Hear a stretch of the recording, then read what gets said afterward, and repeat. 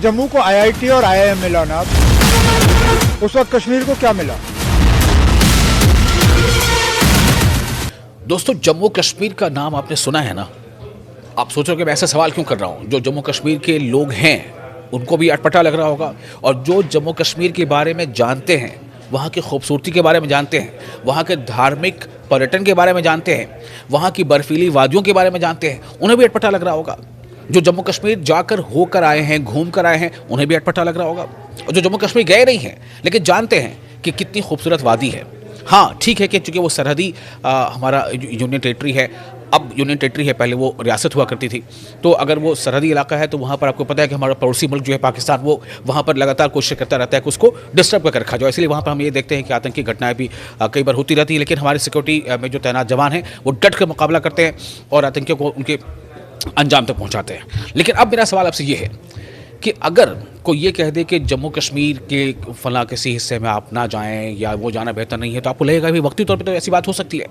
अगर पहलगाम में, जहाँ पर अभी आपको याद होगा पहलगाम में आतंकी घटना हुई थी अप्रैल के महीने में, उसके बाद भी अब पहलगाम खुल चुका है, वहाँ पर भी टूरिस्ट जाते हैं। तो अभी वहाँ पर मामला क्या चल रहा है? जम्मू कश्मीर में सियासत जो इन दिनों हो रही है वो बहुत ज़्यादा चर्चा में है, और उस सियासत को लेकर कई तरह के तबसरे हो रहे हैं कि आखिर ये कैसी सियासत है। क्या कोई सियासत ऐसी हो सकती है कि जिसके नतीजे में एक ऐसा इंस्टीट्यूशन जहाँ पर बच्चे पढ़ें और डॉक्टर बने, उस इंस्टीट्यूशन को बंद करना पड़ जाए, उस इंस्टीट्यूशन पर ताला लगाना पड़ जाए? क्या कोई ऐसी सियासत हो सकती है? क्या ऐसी सियासत के बारे में आप सोच सकते हैं? उसे आप सराहेंगे? चूँकि जो बच्चे वहाँ पढ़ते, अपना भविष्य बनाते, वो अगर डॉक्टर बनते तो किसके काम आते? जम्मू कश्मीर के या देश के दूसरे हिस्सों के काम आते, नागरिकों के काम आते। तो आखिर ये सियासत कैसी है जो न सिर्फ ये कि उन तमाम 50 बच्चों का जहाँ पर वहाँ जिनका वहाँ दाखिला हुआ था उनके करियर पर सवाल लग गया, साथ ही साथ जितने भी उससे जुड़े तमाम लोग थे, teaching staff, non teaching staff, उनसे जुड़े जो वहाँ पर मरीज़ जाते हैं, उनका इलाज होता, बहुत तरह की चीज़ें, उस सब पर कहीं ब्रेक लग गया। अब वो एक सत्र के लिए हो चाहे 5 सत्र के लिए हो। सवाल क्यों इस है? असल में आज उससे आगे मैं ये आपको बताने जा रहा हूँ कि पहले कहीं ना कहीं इस सियासत का शिकार MBBS का एक इंस्टीट्यूशन तो हो ही गया, जिसका नाम क्या था पता है ना? आपको मालूम है, माता Vaishno Devi institute of medical excellence. मतलब आप समझ लें कि कहा जाता है कि डॉक्टर जो है कहीं ना कहीं वो भगवान का एक रूप होता है, और ये एक ऐसा इंस्टीट्यूशन था जिसपे भगवान का नाम शामिल है, माता Vaishno Devi, Shri Mata Vaishno Devi institute of medical excellence. लेकिन उसमें फ़िलहाल पढ़ाई नहीं होगी, वहाँ कोई बच्चा पढ़ के डॉक्टर नहीं बनेगा, वहाँ ताला लग गया। किसका आउटकम है? सियासत का। अब सवाल ये पैदा होता है कि ये यहाँ पर थम नहीं रहा है, यहाँ से आगे बढ़ रहा है, और अब बारी किसकी आ गई है? लॉ की। नेशनल लॉ यूनिवर्सिटी, जिसका क़याम जम्मू कश्मीर में होना है। मैं आपसे कह रहा हूँ, जिसका क़याम कहाँ होना है? जम्मू कश्मीर में होना है। तो जो जम्मू कश्मीर लोग रहते हैं वो भी जानते हैं कि जम्मू कश्मीर एक खित्ता है। पहले इसमें 2019 से पहले इसमें लद्दाख भी शामिल था, अब 2019 के बाद लद्दाख इससे अलग एक यूटी बना दिया गया है, और जम्मू कश्मीर एक अलग यूटी है। लेकिन जम्मू कश्मीर के बाहर के जो लोग हैं वो यही जानते हैं भाई जम्मू कश्मीर एक जगह है। खासतौर से जम्मू में आप देखिए वहाँ पर जो धार्मिक पर्यटन है उसके लिए वो कितना मशहूर है। अक्सर वहाँ पर लोग जाते हैं, और कई ऐसे वहाँ पर मंदिर है, माता वैष्णो देवी मंदिर है, दूसरी मंदिर है, जहाँ पे वो जाते हैं, अपनी पूजा अर्चना करते हैं, अपनी श्रद्धा भाव व्यक्त करते हैं, और फिर कश्मीर भी जाते हैं, वहाँ की खूबसूरती देखते हैं और चले आते हैं। लेकिन वहाँ सियासत ये हो रही है कि जम्मू में कोई चीज़ बने कश्मीर में ना बने, कश्मीर में कोई चीज़ बने जम्मू में ना बने। अब आप देखिए कि नेशनल लॉ यूनिवर्सिटी जो है उसका क़याम होना है, और वो इत्तेफाक से कश्मीर डिवीज़न जो है वहाँ पर उसका क़याम होना है। वो प्रपोज है कि वहाँ उसकी एक भव्य जो है उसकी इमारत बनेगी, national law university. National law university नाम क्या होगा? जम्मू कश्मीर में। लेकिन वहाँ सियासत ही उठ रही है। वहाँ पे अब एक धड़े से बात आ रही है। बीजेपी के एक प्रवक्ता है, उनका नाम है आरिफ पठानिया। उनका ये कहना है कि सुरक्षा की दृष्टि से और मौसम की दृष्टि से हम ये चाहेंगे, हमारी मांग होगी कि वो जम्मू में बनाया जाए।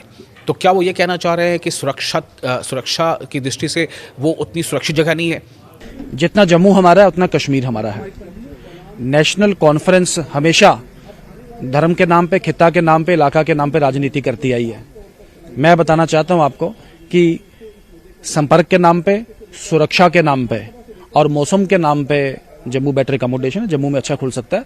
हम सभी इस कॉलेज को एक अपने आप में एक प्रीमियर इंस्टीट्यूट के नाम पे ट्रांसफॉर्म कर जाए, यही हमारी कोशिश, यही हमारी संरचना है। अगर ये खोला जाता है तो आप क्या आंदोलन विरोध करेंगे, विधानसभा से लेकर सड़क तक, गलियों तक इसका विरोध करेंगे, एक्सपोज करेंगे नेशनल कॉन्फ्रेंस को। तो इसका मतलब क्या हुआ कि जम्मू कश्मीर में आने वाले जितने भी टूरिस्ट हैं, जितने भी पर्यटक हैं, चाहे वो देश के हो या देश के बाहर के हों, क्या उनको भी एक संदेश जा रहा है कि वो सुरक्षित जगह नहीं है तो वहाँ ना जाएं? अगर वहाँ टूरिस्ट नहीं जाएंगे तो क्या होगा? आपको पता है कि जम्मू कश्मीर हो या हिमाचल प्रदेश हो या उत्तराखंड हो, तमाम ऐसी रियासतें हैं जिनका बहुत अच्छा खासा जो जिनकी आर्थिकी है, जो उनकी पूरी इकोनॉमी है, जो रेवेन्यू है, वो टूरिज्म पर डिपेंड करता है, वो पर्यटन इंडस्ट्री पर ही वो डिपेंड करता है। तो ये कैसे संदेश जा रहा है कि सुरक्षा की दृष्टि से बेहतर होगा कि कश्मीर के मुकाबले जो है जम्मू में, जिसका मतलब तमाम जो टूरिस्ट वहाँ जाते हैं उनको एक संदेश जा रहा है, टूरिस्ट आना बंद कर देंगे अगर, क्या आप ये चाहेंगे? तो फिर क्या होगा उसकी आर्थिकी का, उसकी इकोनॉमी का? इसी तरह से आप हिमाचल को देख लें, वहाँ के भी जो रेवेन्यू है बहुत ज़्यादा डिपेंड करता है कि वहाँ पर जो है टूरिज्म हो, वहाँ पर्यटन जो है फले फूले। उत्तराखंड को आप ले लीजिए, वहाँ टूरिज्म है, वहाँ पर्यटन फले फूले, उस पर बहुत ज़्यादा निर्भरता रहती है। तो इस तरह से ये जो सियासत होगी, हालांकि इसके बारे में अभी बातें सामने आई है, जो सीएम का जो अपना स्टेटमेंट आया वो मैं आपको सुनाऊंगा कि सीएम क्या कह रहे हैं इस बारे में। जम्मू में IIT है, जम्मू में IIM है, सीएम खुद कह रहे हैं, उनका ये कहना है कि इस पर भी हम बातचीत करेंगे, इस पर फैसला करेंगे, इस पर हमारे डायलॉग होगा, इस पर एक सर्वसम्मति बनाई जाएगी। लेकिन कुछ इस तरह की सियासत करना कि पढ़ने पढ़ाने का दौर, पढ़ने पढ़ाने जैसे इंस्टीट्यूशंस, एक ऐसा इंस्टीट्यूशन जिसमें भगवान का नाम लगा है, Shri Mata Vaishno Devi institute of medical excellence का शब्द, उसे ताला लगाना पड़ गया। फिर कोई ऐसी सियासत जो है वो रूप ले रही है कि वहाँ पर फिर नेशनल यूनिवर्सिटी भी शायद बने कि ना बने, फिर शायद हमें सुर्खियाँ लगानी पड़े कि बनने से पहले उसे ताला लग गया। आप सोचिए कि ये सियासत कहाँ लेके जा रही है जम्मू कश्मीर के लोगों को, जम्मू कश्मीर के छात्रों को, स्टूडेंट्स को खास तौर से। तो अब आपको इस पर गौर करना है। मैं आपको सुनाना चाहता हूँ कि CM उमर अब्दुल्ला ने इसके ताल्लुक से क्या स्टेटमेंट दिया है, आप सुने।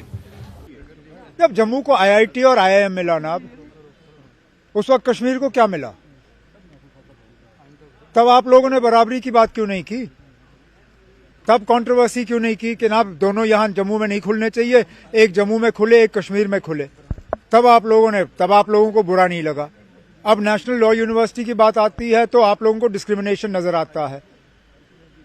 ये फैसला आप हम पे छोड़िए ना, अभी कोई फैसला नहीं लिया गया है कि इसको कहाँ पे लोकेट करेंगे, फैसला हमें लेने दीजिए, उसके बाद देखते हैं। सुना आपने, तो मुख्यमंत्री उमर अब्दुल्ला ये कह रहे हैं। क्यों कह रहे हैं? अब सवाल ये कि ऐसा क्यों कह रहे हैं, उनको कहना क्यों पड़ रहा है? चूंकि एक पॉलिटिशियन है, एक MLA है, आप उनको पहले सुने वो क्या कह रहे हैं कि किन बुनियादों पर उनको ऐसा लगता है कि यहाँ नहीं वहाँ होना चाहिए। आप ये उनका बयान सुने, फिर आपको अंदाज़ा होगा कि ये सियासत किस तरफ जा रही है। जितनी सुर्खियाँ अभी बटोरी गई हैं Shri Mata Vaishno Devi institute of medical excellence के नाम पर, क्या फिर से स्टोरी तैयार हो रही है, फिर से कोई सियासत तैयार हो रही है, फिर से ऐसी कोई सुर्खी बनेगी? अगर ऐसा होता है तो इसे क्या कहा जाए? ये बहुत ही बेहतर होगा या नहीं होगा, ये फैसला आप पर छोड़ता हूँ। आप कमेंट बॉक्स में अपनी राय शेयर कर सकते हैं। जब जम्मू को IIT और IIM मिला ना, उस वक्त कश्मीर को क्या मिला?